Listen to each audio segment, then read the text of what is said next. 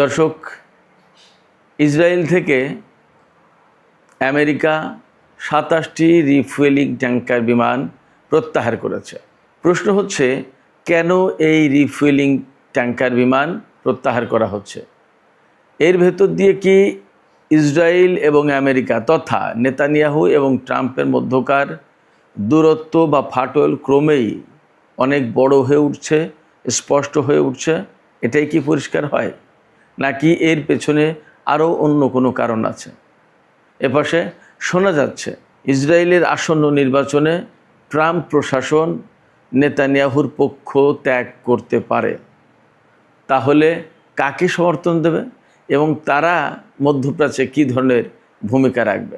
এছাড়া এই যে নেতানিয়াহু ট্রাম্পের ভেতরে মতপার্থক্য ক্রমেই স্পষ্ট হচ্ছে, আসলে এর শেষ পরিণতি কোথায় গিয়ে থামবে এবং মধ্যপ্রাচ্যের ভূরাজনীতিতে এবং কৌশলগত অবস্থানে আসলে কী ধরনের পরিবর্তন আসবে? সুপ্রিয় দর্শক, এই বিষয়গুলো নিয়ে এখন আমি বিস্তারিত আলোচনা করার চেষ্টা করব। আশা করি আপনারা শেষ পর্যন্ত সঙ্গে থাকবেন, আর ভিডিও ভালো লাগলে লাইক, কমেন্ট, শেয়ার করবেন এবং চ্যানেলটি সাবস্ক্রাইব করে সাথেই থাকবেন। দর্শক, চলুন বিস্তারিত আলোচনায় চলে যাই।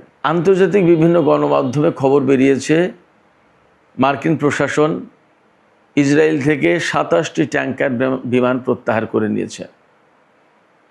এই যে ২৭টি ট্যাঙ্কার বিমান যেগুলো যুদ্ধের সময় ব্যবহার করা হয়েছে ইরানের বিরুদ্ধে, যে সমস্ত যুদ্ধ বিমান ইরানের বিরুদ্ধে হামলা চালাতে গেছে তাদেরকে জ্বালানি সরবরাহ করার জন্য এই সমস্ত ট্যাঙ্কার বিমান ছিল, তাদেরকে ফিরিয়ে নিয়ে যাওয়া হচ্ছে। তার মানে কি, ডোনাল্ড ট্রাম্প তাহলে মধ্যপ্রাচ্যের এই যুদ্ধ, ইরানের সাথে যে যুদ্ধ চলছিল তার আপাতত মোটামুটি অবসান ঘটাতে চান। ব্যাপারটা তো তাই মনে হয়, কিন্তু নেতানিয়াহু তো তা চাইছেন না।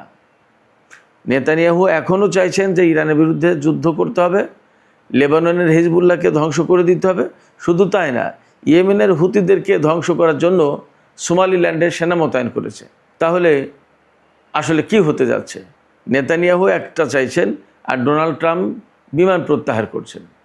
তাহলে ডোনাল্ড ট্রাম্প নেতানিয়াহুর কথা কি শুনছেন না? নেতানিয়াহুর কথা যদি তিনি না শোনেন তাহলে ট্রাম্পের পরিণতি বা কী হবে সেটাও তো ভাববার বিষয়। কেন কথা বলছি? কথা বলছি এই কারণে যে ইসরায়েল এবং ইসরায়েলি লবি আমেরিকার প্রেসিডেন্ট কে হবে, কে থাকবে, এগুলো সব নির্ধারণ করে। তাহলে কি ইসরায়েল, নেতানিয়াহু, ইসরায়েলি লবি সবই কি দুর্বল হয়ে গেল ডোনাল্ড ট্রাম্পের কাছে? এপাশে নিউ ইয়র্কের মেয়র মামদানি, তার সমর্থিত ডেমোক্র্যাট প্রার্থীরাই কিন্তু পাশ করেছেন প্রাইমারিতে। তার মানে তারা সামনের নির্বাচনে প্রতিদ্বন্দ্বিতা করবে। যে মিড টার্ম নির্বাচন আসছে, মিড টার্ম ইলেকশন, এই মিড টার্ম ইলেকশনে ডেমোক্র্যাট দল থেকে প্রতিদ্বন্দ্বিতা করবে রিপাবলিকানদের এগেনস্টে। তার আগে প্রাইমারি হতে হয়, অর্থাৎ দলের ভিতরে কোন প্রার্থিতা পাবে সেটা নির্বাচনের মাধ্যমে ঠিক হয়। এই জায়গায় ডেমোক্র্যাট দলের যারা এই প্রার্থিতা পেয়েছে, তার মানে সামনের নির্বাচনে প্রতিদ্বন্দ্বিতা করবেন, তারা সবাই নিউ ইয়র্কের মামদানি সমর্থিত। আর মামদানি হচ্ছে ইসরায়েল বিরোধী, ইহুদিবাদ বিরোধী। তাহলে আমেরিকার রাজনীতিতেও কি বড় রকমের পরিবর্তন আসছে? আমরা তো এর আগের থেকেই শুনছি যে আমেরিকার প্রায় 60% মানুষ ইসরায়েল বিরোধী, ইহুদি বিরোধী। তাহলে আমেরিকার রাজনীতিতে কি ধীরে ধীরে ধীরে ধীরে ইসরায়েলি লবি, ইসরায়েলি শক্তি, ইসরায়েলি প্রভাব এগুলো দুর্বল হচ্ছে, খর্ব হচ্ছে? আমরা এ সমস্ত বিষয় নিয়ে চলুন আরও বিস্তারিত কথা বলি। আমরা প্রথমে চলুন আলোচনা করি নেতানিয়াহু এবং ট্রাম্পের মতবিরোধটা কোথায় কোথায়, অর্থাৎ কোথায় কোথায় দুইজন দুই রকমের দৃষ্টিভঙ্গি পোষণ করেন। আমরা একেবারে আদ্যপান্ত আলোচনার চেষ্টা করি। যদি শুরু থেকেই বলি যে ট্রাম্প এবং নেতানিয়াহুর দূরত্ব কেন, তাহলে বলা যাবে ট্রাম্প চাইছেন যেগুলো, সেটা হচ্ছে এই ইরান যুদ্ধ দ্রুত শেষ করতে হবে, ইরানের পরমাণু সক্ষমতা সীমিত করতে হবে, একেবারে ধ্বংস করে দিতে হবে। আবার কোনো কথা নেই, ট্রাম্প কিন্তু কয়েকদিন আগে বলেছেন যে আরও 10টা দেশে যদি পরমাণু এনরিচ করার, অর্থাৎ ইউরেনিয়াম এনরিচ করার অধিকার থাকে, তাই ইরান কেন পারবে না? তিনি আরও বলেছেন যে সবার যদি ক্ষেপণাস্ত্র শক্তি থাকতে পারে তো ইরানের থাকবে না কেন? তার মানে যে কথা এতদিন ইরান বলছিল সেই কথা ডোনাল্ড ট্রাম্প সাপোর্ট করছেন, সেই কথা ডোনাল্ড ট্রাম্প বলছেন। কার মোকাবেলায়? ইসরায়েলের মোকাবেলায়, নেতানিয়াহুর মোকাবেলায়। ইরানের সাথে কূটনৈতিক সমঝোতার পথ খোলা রাখার পক্ষে হলো ডোনাল্ড ট্রাম্প। সর্বোপরি আমেরিকা আরেকটি মধ্যপ্রাচ্য যুদ্ধে, সুদীর্ঘ যুদ্ধে, ইরাক যুদ্ধ যেমন চলেছে, এত লম্বা দীর্ঘ যুদ্ধ আমেরিকা আর করতে চায় না, জড়াতে চায় না। এটা ডোনাল্ড ট্রাম্পের দৃষ্টিভঙ্গি। পক্ষান্তরে অর্থাৎ উল্টো দিকে নেতানিয়াহু কি চাইছেন? নেতানিয়াহু চান যে ইরানের সামরিক সক্ষমতা একেবারে ভেঙে দিতে হবে। নেতানিয়াহু চান ইরানের পরমাণু কর্মসূচি একদম ধ্বংস করে দিতে হবে। নেতানিয়াহু চান ইরানের ক্ষেপণাস্ত্র কর্মসূচি একেবারে ধ্বংস করে দিতে হবে। নেতানিয়াহু চান ইরানের উপরে সর্বোচ্চ চাপ বজায় রাখতে হবে। নেতানিয়াহু চান যুদ্ধ কন্টিনিউ করুক, অর্থাৎ যুদ্ধ চলুক, এখনই শেষ করার দরকার নেই। শুধু তাই না, প্রয়োজনে ব্যাপক হত্যাযজ্ঞ, হত্যাকাণ্ড চলবে, কিন্তু যুদ্ধ থামানোর প্রয়োজন নেই, প্রশ্ন নেই। নেতানিয়াহুর এইরকম দৃষ্টিভঙ্গি। এই দুই জায়গায় দুই নেতার অর্থাৎ নেতানিয়াহুর আর ট্রাম্পের মারাত্মক রকমের দৃষ্টিভঙ্গিগত পার্থক্য আছে। এই জায়গায় প্রশ্ন আসতে পারে, তাহলে ডোনাল্ড ট্রাম্প যুদ্ধ করলেন কেন? ডোনাল্ড ট্রাম্প যুদ্ধ করেছেন অনেকগুলো কারণে, আমি অনেক ভিডিওতে বলেছি। তার ভেতরে এপিস্টিন ফাইল একটা, তার ভেতরে ডোনাল্ড ট্রাম্পের লোভ কাজ করে থাকতে পারবে যে ইরানের সম্পদ নিজেদের করতলগত হবে, হস্তগত হবে ভেনিজুয়েলার মতো। এরপরে তাকে দেখানো হয়েছিল যে তিনি হবেন গ্রেট কিং, যিনি শেষ জামানার একজন খারাপ শাসককে হত্যা করবেন। নেতানিয়াহু তাকে এইভাবে বুঝিয়েছিলেন। এছাড়া নেতানিয়াহুর বা ইসরায়েলি লবির ব্যাপক চাপ ছিল ডোনাল্ড ট্রাম্পের উপরে, কিন্তু ডোনাল্ড ট্রাম্প দীর্ঘকালীন যুদ্ধে জড়াতে চাননি। এটা আমরা যুদ্ধের শুরু থেকেই দেখতে পাচ্ছি।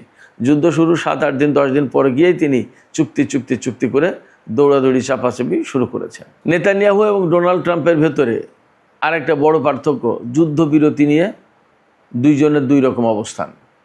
ডোনাল্ড ট্রাম্প চাইছিলেন যে যুদ্ধবিরতি দ্রুতই হয়ে যাক, আর নেতানিয়াহু চেয়েছেন না, এই যুদ্ধ যতদিন প্রয়োজন ততদিন করতে হবে। অথচ বাস্তব কথা হচ্ছে, এই যুদ্ধ করতে গিয়ে নেতানিয়াহুর বা ইসরায়েলের যতটা আর্থিক সংকট তৈরি হচ্ছিল, তার চেয়ে অনেক বেশি আর্থিক সংকট তৈরি হচ্ছিল আমেরিকার। কারণ নেতানিয়াহুকে বা ইসরায়েলকে অস্ত্র সরবরাহ করে প্রধানত আমেরিকা, আর আমেরিকা নিজের যুদ্ধের জন্য তো করতে হচ্ছে। আর ইরান সবচেয়ে বেশি হামলা করছিল ইসরায়েলের উপরে, তাও এবং ইসরায়েলি অবস্থানে। তাহলে সেগুলো আবার ঠেকানোর প্রশ্ন ছিল। তা এগুলো ঠেকানোর জন্য আমেরিকা কিন্তু তার থার্ড প্যাট্রিয়ট ইন্টারসেপ্টর সব শেষ করে ফেলছিল। এই যে পরিস্থিতি ক্রমেই খারাপের দিকে যাচ্ছিল, মার্কিন ভান্ডারের অস্ত্র শূন্য হয়ে আসছিল, এ নিয়ে ইসরায়েলের কোনো মাথা ব্যথা নেই। এ নিয়ে কিন্তু মাথা ব্যথা ছিল আমেরিকার। কারণ এই অস্ত্র ভান্ডার শূন্য হয়ে গেলে তখন যদি কোনো কারণে রাশিয়া এবং চীনের সাথে যুদ্ধের প্রশ্ন আসতো, বা তারা যদি যুদ্ধে জড়িয়ে পড়তো, তাহলে এই বৃহৎ শক্তির মতো শক্তি যদি যুদ্ধে জড়িয়ে পড়তো, তাহলে আমেরিকাকে কিন্তু একেবারে রাতারাতি পরাজয় বরণ করতে তো কোনো উপায় ছিল না। এবং ডোনাল্ড ট্রাম্প তো বলেছেন যে এই যুদ্ধে তুরস্ক, রাশিয়া এবং চীন জড়িয়ে পড়তে চেয়েছিল, তার কারণে তারা জড়াতে পারেনি বা তিনি থামিয়েছেন। এখানে একটা কথা আমি বলে রাখি, যদি রাশিয়া এবং চীনের চাপের মুখে ডোনাল্ড ট্রাম্প এই যুদ্ধ থামিয়ে থাকেন, অর্থাৎ তিনি যদি রাশিয়া এবং চীনকে বলে থাকেন যে আপনাদের যুদ্ধে জড়ানোর দরকার নেই, আমি যুদ্ধের অবসান ঘটাচ্ছি, যদি তাই হয়, তাহলে ইরান যা যা দাবি করছে ঠিক তাই পূরণ করেই আমেরিকাকে এখান থেকে গুটিয়ে নিতে হবে। সেক্ষেত্রে মধ্যপ্রাচ্য থেকে মার্কিন সামরিক ঘাঁটি সরিয়ে নেওয়া অবধারিত হয়ে যাবে, অপরিহার্য। এটা মাস্ট, ডোনাল্ড ট্রাম্পকে হয়তো করতেই হবে। আমরা আরও কিছুদিন গেলে বুঝতে পারবো যে আসলে কী হয়েছে, কি হচ্ছে। চীন এবং রাশিয়াকে যদি ম্যানেজ করে এই যুদ্ধ বন্ধ করে থাকেন ডোনাল্ড ট্রাম্প, তাহলে ডোনাল্ড ট্রাম্পের এখানে কোনো চালাকির কোনো সুযোগ থাকবে না। পুতিন কিন্তু গতকালকে বলেছেন রাশিয়া হচ্ছে পরমাণু অস্ত্রের মাস্টার। পরমাণু অস্ত্র কীভাবে বানাতে হয়, ব্যবহার করতে হয়, আর কীভাবে কী করতে হয় সবচেয়ে বেশি ভালো জানে রাশিয়া। এই কথা কিন্তু পুতিন বলেছেন। তার মানে কি, আমেরিকা বা পশ্চিমা জগৎকে একদম পরিষ্কার একটা হুমকি।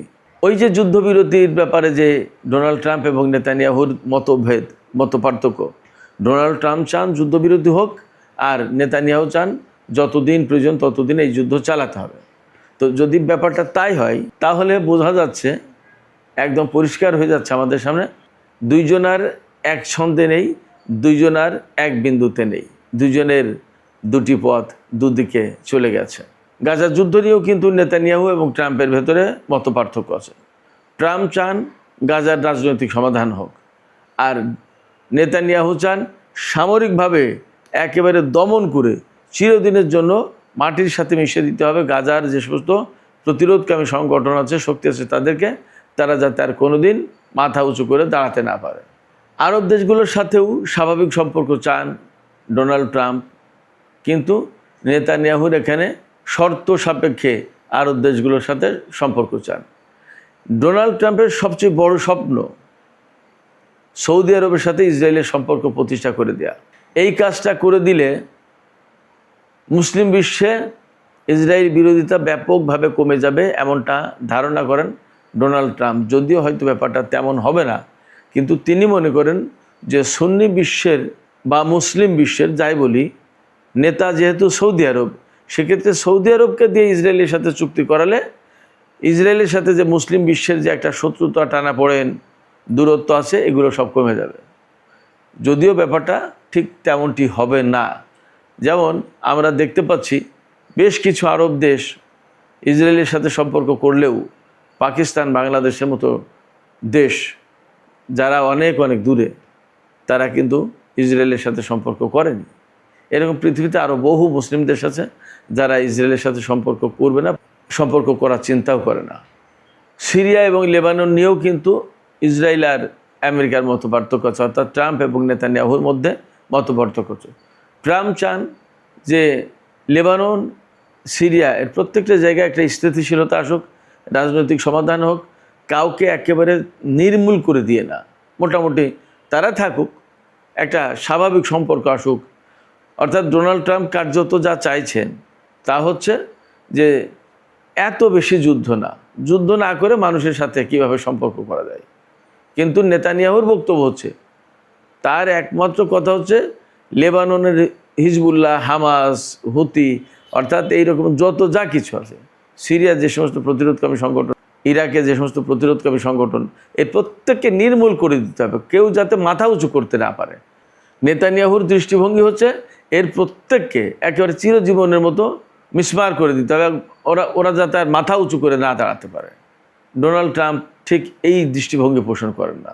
যদিও রিপাবলিকান দলে অনেক যুদ্ধবাজ লোক আছে, যেমন টেড ক্রুজ, তারপরে লিন্ডসে গ্রাহাম, এইরকম অনেক নেতা আছে রিপাবলিকান দলে যারা যুদ্ধবাজ।